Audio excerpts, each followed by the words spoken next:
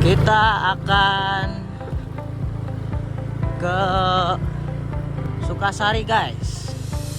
Kebetulan ada info walaupun terpencil guys, tapi ada yang lolos IPDN guys.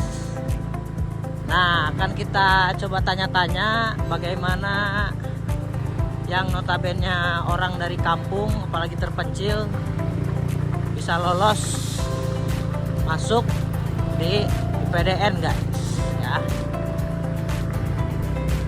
Diingatkan jangan lupa like, comment, subscribe agar channel ini bisa berkembang guys.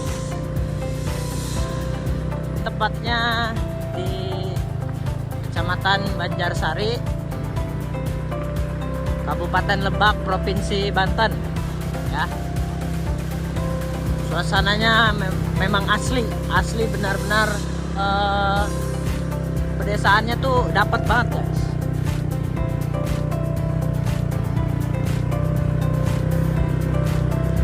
Luar biasa.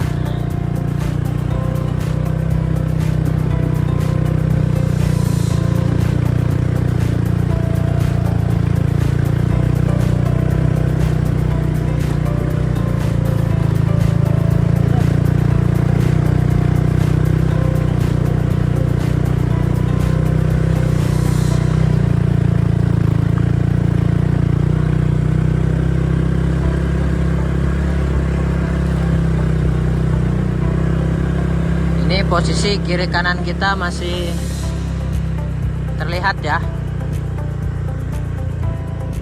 murni ala-ala pedesaan guys,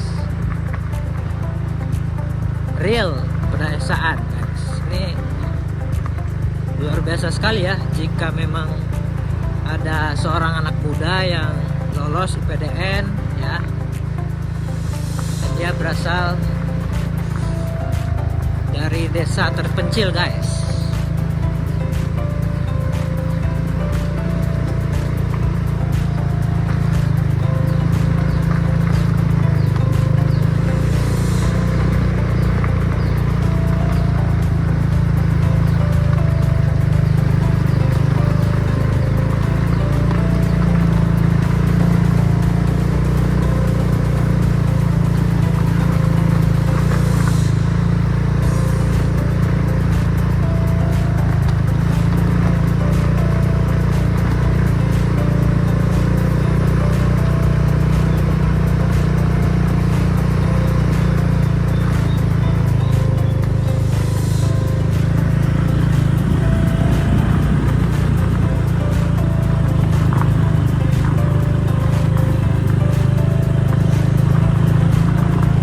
Kebun singkong.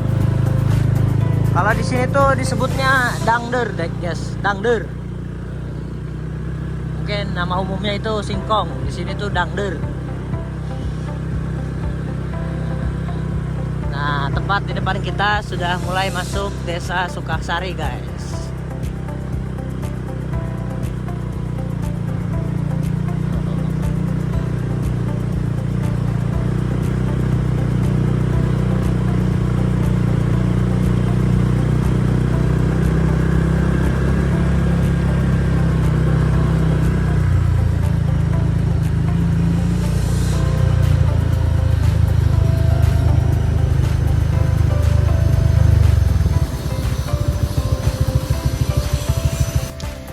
Guys, hari ini kita lagi sama Mas Fajar ya, yang alhamdulillah nih lolos ya, walaupun berasal dari kampung yang terpencil di desa Sukasari ya.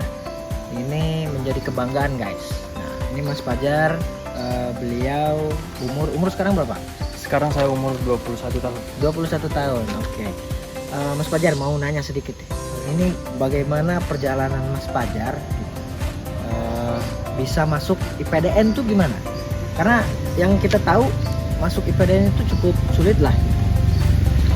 Oke, mungkin ini juga sedikit informasi buat teman-teman bahwasannya disclaimer jadi bahwa masuk IPDN itu bukan hanya bisa digapai oleh orang-orang yang hidup di kota saja, orang-orang mampu saja, orang-orang yang punya kapasitas lebih daripada itu, melainkan masuk IPDN merupakan sebuah kesempatan yang bisa digapai oleh semua orang.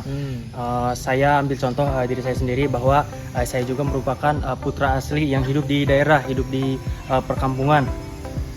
Di sini saya menunjukkan bahwa saya buktikan saya bisa tes masuk IPDN tanpa biaya sedikit. Masya Allah, ini luar biasa sekali guys. Jadi perjalanan Mas Fajar itu memang beliau sejak kecil tinggal di kampung terpencil guys ya. Suatu kebanggaan guys buat kita, karena walaupun notabene berasal dari kampung apalagi terpencil, ini tidak menutup kemungkinan untuk meraih kesuksesan guys gitu. Gimana rasa pengalaman Mas Fajar nih selama di IPDN? Sekarang udah ada pangkat-pangkatnya mungkin atau gimana? Oke, mungkin saya izin memperkenalkan diri sebelumnya. Nama saya Muhammad Fajar Bahrul Alam. Saya berasal pendaftaran dari Provinsi Banten. Saya sekarang ada di posisi tingkat 3 yaitu sebagai Prajamadya, yaitu Prajamadya Muhammad Fajar Bahrul Alam. Jadi selama saya menjalani pendidikan di IPDN, saya tahun pertama menjalani pendidikan di kampus IPDN Jatinangor. Itu melaksanakan pendidikan secara terintegrasi dengan teman-teman dari seluruh Indonesia. Di tahun kedua saya melaksanakan pendidikan di kampus regional Sulawesi Selatan. Istilahnya mungkin kalau misal saya tidak menjalankan pendidikan di kampus IPDN, saya mungkin tidak akan menyentuh tanah Sulawesi, tidak akan melangkahkan kaki sejauh itu. Jadi buat teman-teman sekalian, mungkin ini juga bisa menjadi sebuah inspirasi, bisa menjadi sebuah motivasi bahwa kita dari pelosok desa sekalipun bisa menerbangkan ataupun menggapai mimpi setinggi-tingginya. Jadi mungkin saya akan sedikit bercerita terkait dengan pengalaman saya selama menjalani pendidikan di kampus IPDN. Jadi di kampus IPDN ini saya mulai mengenal keberagaman. Di sana kami hidup secara bersama-sama, mulai dari teman saya dari Sabang sampai dengan Merauke, kita hidup sama, setara, tanpa dibedakan anak pejabat ataupun anak petani sekalipun. Jadi di kampus IPDN itu diajarkan bahwa kita sebagai bangsa Indonesia punya hak, punya kedudukan, dan punya kesempatan yang sama untuk meraih mimpi, untuk hidup bersama, dan untuk menggapai cita-cita masing-masing. Luar biasa. Mungkin sedikit nih motivasi dari Mas Fajar untuk rekan-rekan yang barangkali ingin menggapai mimpinya sama kayak Mas Fajar, bahkan lebih dari IPDN maupun kedinasan yang lain. Oke, mungkin buat rekan-rekan, khususnya adik-adik yang tinggal di pelosok desa, di kampung, jangan pernah menyerah dan jangan pernah berkecil hati. Jangan pernah memandang bahwa diri serendah itu. Jangan pernah kita minder ataupun ragu terhadap kemampuan diri kita sendiri. Bahwasannya setiap manusia punya potensi yang sama, setiap manusia punya kemampuan yang sama, dan setiap manusia punya kesempatan yang sama. Itu semua bisa dilatih, itu semua bisa dipelajari, dan itu semua bisa kita kembangkan. Itu kembali lagi kepada diri kita sendiri, bagaimana kita bisa melatih diri kita, bagaimana kita bisa mengatur, memanage diri kita, dan bagaimana kita bisa mengonsep itu sehingga apa yang kita inginkan, apa yang kita harapkan itu bisa terwujud. Tidak berkaca ataupun mempersoalkan latar belakang kita dari keluarga yang seperti apa ataupun bagaimana.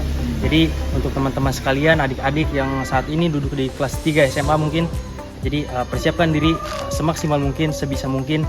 Saya yakin semua bisa dengan persiapan yang sungguh-sungguh dan persiapan yang matang, semua bisa digapai.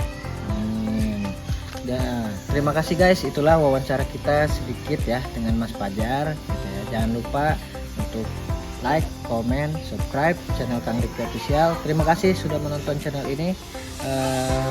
Semoga rekan-rekan semua diberi kesehatan. Terima kasih.